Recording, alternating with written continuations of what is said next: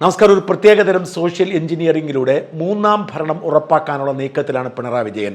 അതുകൊണ്ട് വികസന പ്രവർത്തനങ്ങളെല്ലാം നിർത്തിവെച്ച് പണം കൊടുക്കാനുള്ളവർക്കൊന്നും കൊടുക്കാതെ ഏതാണ്ട് 30ഓളം പ്രത്യേകതരം പദ്ധതികൾക്ക് ആസൂത്രണം ചെയ്തിരിക്കുന്നു. അതിലാദ്യത്തേതായിരുന്നു പമ്പയിലെ അയ്യപ്പ ആഗോള സംഗമം. ഇനി ഫലസ്തീൻ ഐക്യദാർഢ്യത്തിന് വേണ്ടി ഒരു സമ്മേളനം കോഴിക്കോട് നടത്തും. ഇത്തരത്തിൽ സോഷ്യൽ എഞ്ചിനീയറിംഗിനെ സ്വാധീനിക്കുന്ന 31 പരിപാടികളാണ് സർക്കാർ ആസൂത്രണം ചെയ്യുന്നത്. സമസ്ത മേഖലകളിലും അവരുടെ ഇടപെടലുണ്ടാവും. ഈ ഇടപെടൽ വഴി കുറച്ചു പേരെ തങ്ങൾക്കൊപ്പം കൂട്ടാം എന്ന ആത്മവിശ്വാസം പിണറായിക്കുണ്ട്. ആ പരിശ്രമം വിജയിക്കുന്നു എന്നതിന് തെളിവാണ് ആഗോള അയ്യപ്പ സംഗമത്തിൽ SNDPക്കൊപ്പം NSSും സഹകരിക്കാൻ തീരുമാനിച്ചത്. ഇതുവരെ പിണറായിക്കെതിരെ കടുത്ത നിലപാടെടുത്തിരുന്ന സുകുമാരൻ നായർ സർക്കാരിൽ ഞങ്ങൾക്ക് വിശ്വാസമാണ്, UDFും BJPയും ശബരിമലയ്ക്ക് വേണ്ടി ഒന്നും ചെയ്യുന്നില്ല എന്ന് പറഞ്ഞത് ഈ വിജയത്തിന്റെ ലക്ഷണമാണ്. ഇത്തരത്തിൽ സമൂഹത്തിൽ സ്വാധീനമുള്ള കൂട്ടായ്മകളെയൊക്കെ സ്വാധീനിക്കുന്ന തരത്തിൽ 30 പരിപാടികൾ നടത്തി കഴിയുമ്പോൾ തുടർഭരണം ഉറപ്പിക്കാം എന്നാണ് പിണറായി കരുതുന്നത്. ആകെ ഇതിന് തടസ്സം നിൽക്കുന്നത് സോഷ്യൽ മീഡിയയാണ്. പിണറായിയുടെ കഴിഞ്ഞ 10 വർഷക്കാലത്ത് സോഷ്യൽ മീഡിയയുടെ നിയന്ത്രണം അവരുടെ കയ്യിലായിരുന്നു. കാരണം ഇടത് ഇസ്ലാമിക ലൈൻ എടുക്കുന്നവർ ഒരുമിച്ചാണ് പിണറായിയെ സംരക്ഷിച്ചിരുന്നത്. ഇടത് ഇസ്ലാമിക ലൈനുള്ളവർ ഒരുമിച്ച് നിലപാടെടുത്താൽ അതിനെ കൂവിത്തോൽപ്പിക്കാൻ മറ്റാർക്കും കഴിയില്ല. എന്നാൽ ഇടത് ഇസ്ലാമിക ലൈനുകാർ തമ്മിൽ ഭിന്നിച്ചു. ഇസ്ലാമിക ലൈനുകാർ ഇടതിനെതിരായി. ഇപ്പോഴും കുറച്ചു പേരൊക്കെ ഉണ്ടെങ്കിലും പടിപടിയായി അവർ ഇടതിനെ വിട്ട് UDFിലേക്ക് മാറിക്കൊണ്ടിരിക്കുന്നു. എന്ന് മാത്രമല്ല, കോൺഗ്രസിന്റെ സൈബർ വിങ് പതിവില്ലാത്ത ഗാംഭീര്യത്തോടെ രംഗത്ത് വരികയാണ്. അതുകൊണ്ട് പോരാളി ഷാജിമാർക്ക് കൂവിത്തോൽപ്പിക്കാൻ കഴിയുന്ന സാഹചര്യം അസ്തമിച്ചുപോയി. CPMന് സൈബർ ഭടന്മാർ ഇറക്കുന്ന കാപ്സ്യൂളുകൾ ഞൊടിയിടയിൽ ചീറ്റിപ്പോകുന്ന ഒരു സാഹചര്യമുണ്ട്. സൈബർ സംവിധാനങ്ങൾ ഒരുമിച്ച് പ്രവർത്തിച്ചിട്ടും ആഗോള അയ്യപ്പ സംഗമം പൊളിഞ്ഞുപോയി എന്ന് സാധാരണക്കാർ വിശ്വസിക്കാൻ കാരണമായത് സോഷ്യൽ മീഡിയയിലെ ഈ മുൻതൂക്കം നഷ്ടപ്പെട്ടതാണ്. ഇത് CPMനെ വിറളി പിടിപ്പിച്ചിട്ടുണ്ട്. അതുകൊണ്ടാണ് സോഷ്യൽ മീഡിയയെ സ്വാധീനിക്കാൻ കഴിയുന്നവർ കൂട്ടായ്മ ഉണ്ടാക്കുന്നു, അവർക്ക് സാമ്പത്തിക സഹായം ചെയ്യുന്നു, അവരുടെ യോഗം വിളിക്കുന്നു, അവർക്ക് വേണ്ടി പ്രൊമോഷൻ നടത്തുന്നു തുടങ്ങിയ പരിപാടികൾ ഇപ്പോൾ ആരംഭിച്ചിരിക്കുന്നത്. അതിനുവേണ്ടി CPM പ്രത്യേക റിക്രൂട്ട്മെന്റ് പോലും നടത്തുന്നുണ്ട്. അതുപോലെ തന്നെ ഇപ്പോൾ സമൂഹത്തെ സ്വാധീനിക്കുന്ന യൂട്യൂബർമാരെയും സോഷ്യൽ മീഡിയ ചാനലുകളെയും ഡിജിറ്റൽ പ്ലാറ്റ്ഫോമുകളെയും ഒക്കെ തകർക്കാനുള്ള ഗൂഢാലോചനയും നടക്കുന്നു. പിണറായി സത്തിന് വൃത്തികേടുകൾക്കെതിരെ നിരന്തരം യുദ്ധം ചെയ്യുന്ന ഓരോരുത്തരെ കണ്ടുപിടിച്ച് അവരെ പ്രതിസന്ധിയിലാക്കിയാണ്. കഴിഞ്ഞ 2 വർഷത്തിലധികമായി മറുനാടൻ വേട്ട ആരംഭിച്ചത് ഇതിന് തുടക്കമായിരുന്നു. അതിപ്പോഴും തുടർന്നുകൊണ്ടിരിക്കുന്നു. ആരെയും ഉപദ്രവിക്കാതെ വീടിനുള്ളിൽ മാത്രം കഴിയുന്ന, പുറത്തുപോലും ഇറങ്ങാത്ത അജാനബാഹുവായ ഹരീഷ് പൊങ്ങുമൂടിനെതിരെയും കേസെടുത്തിരിക്കുന്നു എന്നാണ് റിപ്പോർട്ട്. ഹരീഷിനെ ഫോണിൽ വിളിച്ചിട്ട് 2 ദിവസമായിട്ടും കിട്ടാത്തത് കൊണ്ട് അതിന് വിശദാംശങ്ങൾ ലഭ്യമല്ല. പൊങ്ങുമൂടിന് ഏതാനും ദിവസങ്ങൾക്ക് മുമ്പ് പോലീസ് തന്നെ അങ്ങോട്ട് ചെല്ലാൻ വിളിച്ചിരിക്കുന്നു എന്നൊരു പോസ്റ്റ് ഇട്ടിരുന്നു.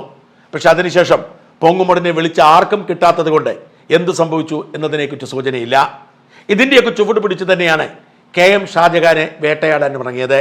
സൈബർ ഇടത്തിൽ ഏറ്റവും ശക്തമായ സാന്നിധ്യങ്ങളിൽ ഒന്ന് KM ഷാജഹാനാണ്. ഷാജഹാൻ എവിടെ നിന്നെങ്കിലും പൊട്ടിമുളച്ച ഒരു കേവലം യൂട്യൂബർ അല്ല. JNUവിൽ വരെ പഠിച്ച് സാമ്പത്തിക ശാസ്ത്രത്തിലും രാഷ്ട്രതന്ത്രത്തിലും അഗാധമായ ജ്ഞാനമുള്ള ഷാജഹാൻ ഈ അടുത്ത കാലത്ത് നിയമം പഠിച്ച് വക്കീലുമായിരുന്നു. VS അച്യുതാനന്ദൻ എന്ന വരട്ടുവാദിയായ രാഷ്ട്രീയക്കാരനെ ജനകീയനാക്കി മാറ്റിയത് അഡീഷണൽ പ്രൈവറ്റ് സെക്രട്ടറി ആയിരുന്നപ്പോൾ ഷാജഹാനായിരുന്നു.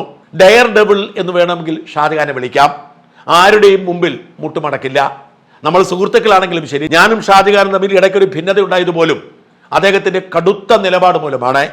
തന്റെ നിലപാട് തുറന്നു പറയുമ്പോൾ അടുപ്പമുള്ളവർ പിണങ്ങിയാലും പിണങ്ങട്ടെ എന്ന് വയ്ക്കുന്ന തന്റേടിയാണ്, വിട്ടുവീഴ്ച ചെയ്യാത്ത ആളാണ് ഷാജഹാൻ. അതുകൊണ്ട് തന്നെ ഷാജഹാനെതിരെ കേസെടുത്തത് സർക്കാരിനും സഖാക്കൾക്കും തിരിച്ചടിയാവുന്നു. ഷാജഹാനെതിരെയുള്ള കേസ് നിയമപരമായി നിലനിൽക്കില്ല എന്നത് കഴിഞ്ഞ ദിവസം കാര്യകാരണ സഹിതം ഞാൻ വിശദീകരിച്ചിരുന്നു. ഷാജഹാൻ MLAയുടെ പേര് പറഞ്ഞിട്ടില്ല, സ്ത്രീയെക്കുറിച്ച് സൂചന പോലുമില്ല. MLAയുടെ പേര് പറഞ്ഞാൽ പോലും കേസെടുക്കാൻ വകുപ്പില്ല. അതുകൊണ്ടാണ് സ്ത്രീയുടെ പേരിൽ കേസെടുത്തിരിക്കുന്നത്. KJ ഷൈനെ കുറിച്ച് ഷാജഹാൻ ഒരു പരാമർശവും ഒരു സൂചന പോലും നടത്താതിരിക്കവേ അവരെ അപമാനിച്ചു, അവരുടെ പേര് പറഞ്ഞു, അവരുടെ ചിത്രം പ്രസിദ്ധീകരിച്ചു, അവരെക്കുറിച്ച് അശ്ലീലം പറഞ്ഞു എന്നൊക്കെ പറഞ്ഞ് FIR ഇട്ടാണ് കേസെടുത്തിരിക്കുന്നത്. അതുകൊണ്ട് തന്നെ ആ കേസ് നിലനിൽക്കില്ല എന്ന് മാത്രമല്ല, അതിന്റെ പേരിൽ അറസ്റ്റ് ചെയ്ത് ജയിലിൽ അടച്ചാൽ താനത് അനുഭവിക്കാൻ തയ്യാറാണ് എന്ന് ഷാജഹാൻ പറയുന്നു. മറുനാടനെ വേട്ടയാടുമ്പോൾ ഞങ്ങൾ ജയിൽവാസം ഒഴിവാക്കാൻ ശ്രമിക്കാറുണ്ട്. അതുകൊണ്ട് തന്നെ ഒരു കേസ് വന്നാൽ അപ്പോൾ തന്നെ മുൻകൂർ ജാമ്യാപേക്ഷ കൊടുക്കും. എന്നാൽ ഷാജഹാന്റെ നിലപാട് അങ്ങനെയല്ല. താൻ തെറ്റ് ചെയ്യാത്തിടത്തോളം കാലം മുൻകൂർ ജാമ്യം പോലും കൊടുക്കേണ്ടതില്ല. തന്നെ അറസ്റ്റ് ചെയ്യാൻ ധൈര്യമുള്ളവർ അറസ്റ്റ് ചെയ്യട്ടെ. അറസ്റ്റ് ചെയ്താൽ ജയിലിൽ നിന്നിറങ്ങിയാൽ അറസ്റ്റ് ചെയ്യുന്നതിന് മുൻപ് എങ്ങനെയായിരുന്നു അതിനേക്കാൾ ശക്തമായി പ്രതികരിക്കാൻ അറിയാം എന്നാണ് ഷാജഹാൻ നിലപാട്. അതുകൊണ്ട് ഷാജഹാൻ മുൻകൂർ ജാമ്യം കൊടുത്തില്ല. പോലീസ് ഷാജഹാന്റെ വീട്ടിൽ ചെന്ന് അർദ്ധരാത്രിയിൽ റെയ്ഡ് നടത്തി, പരിശോധനകൾ നടത്തി, മൊബൈൽ ഫോൺ പിടിച്ചോണ്ട് പോയിട്ടും ഷാജഹാനെ അറസ്റ്റ് ചെയ്തുകൊണ്ട് പോവാതിരുന്നതും ഇതേ കാരണത്താലാണ്. ഷാജഹാനെ വേണമെങ്കിൽ അറസ്റ്റ് ചെയ്യാമായിരുന്നു. ജാമ്യമില്ലാത്ത വകുപ്പാണ് ചുമത്തിയത്. എന്നെ പാതിരാത്രിയിൽ വന്ന് വീട്ടിൽ നിന്ന് ഉടുപ്പിടാൻ പോലും അനുവദിക്കാതെ കൊണ്ടുപോയതാ. എന്നാൽ ഷാജഹാൻ അറിയായില്ല KM ഷാജഹാൻ എന്ന് കൃത്യമായിട്ട് പോലീസിനറിയാം. അതുകൊണ്ട് ഒരു നോട്ടീസ് കൊടുത്തിട്ട് പോയി. ഇന്നലെ എറണാകുളം റൂറൽ പോലീസ് സ്റ്റേഷൻ ചെല്ലാനായിരുന്നു നോട്ടീസ്. ഷാജഹാൻ തിരിഞ്ഞു നോക്കിയില്ല. ഷാജഹാന്റെ കൂട്ടുപ്രതിയായ പരവൂരിലെ കോൺഗ്രസ്സുകാരൻ ഗോപാലകൃഷ്ണൻ അദ്ദേഹം ഒളിവിൽ പോയി. അദ്ദേഹം മുൻകൂർ ജാമ്യത്തിന് അപേക്ഷ കൊടുത്തിരിക്കുകയാണ്. കോൺഗ്രസ്സുകാർ പോലും അദ്ദേഹത്തെ സഹായിക്കുന്നില്ല എന്ന് ഗോപാലകൃഷ്ണന്റെ കുടുംബം പറയുന്നുണ്ട്. എന്നാൽ ഷാജഹാൻ ഇന്നലെ പോലീസ് സ്റ്റേഷനിലേക്ക് പോയില്ല എന്ന് മാത്രമല്ല, ഷാജഹാൻ ഒളിവിലും പോയില്ല. പകരം ഷാജഹാൻ പോലീസിന് ഒരു കത്തയച്ചു. ഞാൻ എറണാകുളം ജില്ലയിലേക്ക് വന്നാൽ എൻ്റെ ജീവന് ഭീഷണിയുണ്ട്. കാരണം എറണാകുളത്തെ CPMന്റെ 3 MLA-മാർ എനിക്കെതിരെ ഇപ്പോൾ പരാതിപ്പെട്ടിരിക്കുന്നു. അതും നിയമവിരുദ്ധമായ പരാതി. PV Sreenijan, KJ maxi, Antony John. ഈ 3 പേർക്കെതിരെയും താൻ ഒന്നും പറഞ്ഞിട്ടില്ല. എന്നാൽ 3 പേരും തനിക്കെതിരെ പരാതിപ്പെട്ടിരിക്കുന്നു. അങ്ങനെ 3 MLA-മാരുടെ പരാതിയും ഒരു വനിതാ നേതാവിന്റെ പരാതിയും ഉള്ളപ്പോൾ തന്റെ വീടിന് മുമ്പിൽ അടിച്ച് ചകിട് പൊട്ടിക്കണം എന്ന നോട്ടീസ് സഖാക്കൾ പതിക്കുമ്പോൾ ഞാൻ എങ്ങനെ എറണാകുളത്തേക്ക് എത്തും? എറണാകുളത്ത് എത്തിയാൽ എനിക്ക് സുരക്ഷ തരുമോ? സുരക്ഷ ഉറപ്പാക്കാതെ ഞാൻ വരില്ല. എനിക്ക് എന്തെങ്കിലും സംഭവിച്ചാൽ താങ്കളായിരിക്കും ഉത്തരവാദി എന്ന് പറഞ്ഞ് ഷാജഹാൻ മുനമ്പം DYSPക്ക് കത്തയക്കുന്നു. ഈ കത്ത് കിട്ടി പോലീസിന്റെ കിളി പറന്നു. ഒടുവിൽ ഷാജഹാന് സുരക്ഷ ഏർപ്പെടുത്താൻ തീരുമാനിച്ചാണ് ഷാജഹാൻ ഇന്ന് എറണാകുളത്തേക്ക് പോയിരിക്കുന്നത്. എറണാകുളം റെയിൽവേ സ്റ്റേഷൻ മുതൽ പോലീസ് സ്റ്റേഷൻ വരെയും തിരിച്ച് എറണാകുളം റെയിൽവേ സ്റ്റേഷൻ വരെയും കനത്ത പോലീസ് സുരക്ഷാ സന്നാഹത്തോടെയായിരിക്കും ഷാജഹാനെ മൊഴിയെടുപ്പിക്കാൻ കൊണ്ടുപോകുന്നത്. അതാണ് ഷാജഹാൻ നിലപാട്. ഇനി അഥവാ തന്നെ വിളിച്ചു വരുത്തി ജയിലിൽ അടയ്ക്കാനാണ് നീക്കമെങ്കിൽ അതിന്റെ ബാക്കി താൻ നോക്കിക്കോളാം. ഇപ്പോൾ ചെയ്യുന്ന പ്രവൃത്തിയുടെ ഫലം അവരെ അനുഭവിപ്പിക്കും എന്ന വാശിയിലാണ് ഷാജഹാൻ. ഇത്രയുമൊക്കെ ആവേശം പോലീസും സൈബർ സഖാക്കളും കാണിക്കുന്നുണ്ടെങ്കിലും പാർട്ടി ഔദ്യോഗിക നേതൃത്വം പതിയെ പിൻവലിയാനുള്ള നീക്കത്തിലാണ്. അവർക്കറിയാം ഷാജഹാനെ ചൊറിഞ്ഞാൽ ഒരുപാട് കാര്യങ്ങൾ മാന്തി പുറത്തേക്കിട്ട് നാറ്റിക്കുമെന്ന്. ഷാജഹാൻ പറഞ്ഞതിന് പ്രൂഫ് ഉണ്ടാക്കാനുള്ള കഴിവുള്ള ആളാണെന്നും അത് കൈവശമുണ്ടായിരിക്കുമെന്നും പലതും പുറത്തു വന്നാൽ പാർട്ടിക്കാർക്ക് തലയിൽ മുണ്ടിട്ടുകൊണ്ട് പുറത്തിറങ്ങേണ്ടി വരുമെന്നും കൃത്യമായി അറിയാവുന്നതുകൊണ്ട് എങ്ങനെയെങ്കിലും ഒതുക്കി തീർക്കാനാണ് നീക്കം. ഷാജഹാനെ അറസ്റ്റ് ചെയ്യുകയേ വേണ്ട. ഷാജഹാനെ ലോഹ്യം പറഞ്ഞു വിട്ടാൽ മതി. തൽക്കാലം സൈബർ സഖാക്കളെ ഒന്ന് ആശ്വസിപ്പിക്കാൻ എന്തെങ്കിലും ചെയ്യൂ എന്ന നിർദ്ദേശമാണ് പോലീസിന് പാർട്ടി നേതൃത്വം കൊടുത്തത്. മാത്യു കുഴൽനാടനും മുഖ്യമന്ത്രിയും തമ്മിൽ തർക്കമുണ്ടായപ്പോൾ കുഴൽനാടനെതിരെ പാർട്ടി ജില്ലാ സെക്രട്ടറിയുടെ നേതൃത്വത്തിലാണ് പത്രസമ്മേളനം നടത്തിയത്. പാർട്ടി അത് ഏറ്റെടുക്കുകയായിരുന്നു. എന്നാൽ വൈപ്പിൻ MLA-യും വനിതാ നേതാവ് KJ ഷൈനും ഒക്കെ പരാതിക്കാരെ രംഗത്ത് വന്നപ്പോൾ പാർട്ടിയുടെ ജില്ലാ നേതൃത്വം കമാന്നൊരക്ഷരം പറഞ്ഞിട്ടില്ല. മാത്രമല്ല KN ഉണ്ണികൃഷ്ണൻ ഇതെങ്ങനെയെങ്കിലും വിവാദം അവസാനിപ്പിച്ച് തലയൂരാനുള്ള നീക്കത്തിലാണെന്ന് അടുത്ത വൃത്തങ്ങൾ സൂചിപ്പിക്കുന്നു. KN ഉണ്ണികൃഷ്ണൻ ഈ വിവാദം മുമ്പോട്ട് പോകാൻ ആഗ്രഹിക്കുന്നില്ല.